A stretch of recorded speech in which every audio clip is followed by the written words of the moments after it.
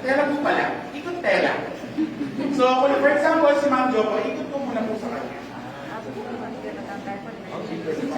Kasi medyo Pwede yung hindi ko din tayo. so, yung meron ng problema sa work ko, tayo, pero kailangan po dito kayo. Lahat kayo. Walang choice. For example po, nakainom ko yung nakaikot po sa kanya yung unang tali. Tapos po si Ma'am tatakbo sa akin, ipapasa niya po yung tela. Tapos sa akin po. Hindi nakakailo na. Pwede yung Ero. Ano siya, Ero? Ano tayo? Ayaw sa mga mga members.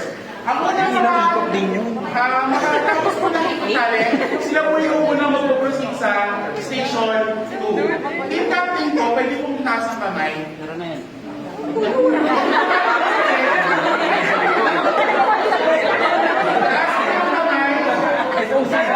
Sa luro eh. Taas kamay po, huwag po natin different, taas po natin ang kamay. So, yung captain po, dapat per station, meron po kayong yarn na nakatali sa inyo. Kapag kulang po ang yarn na nakatali sa inyo, hindi po yun hanggang inyo natatapos yung station na yun. Malinaw po? Okay.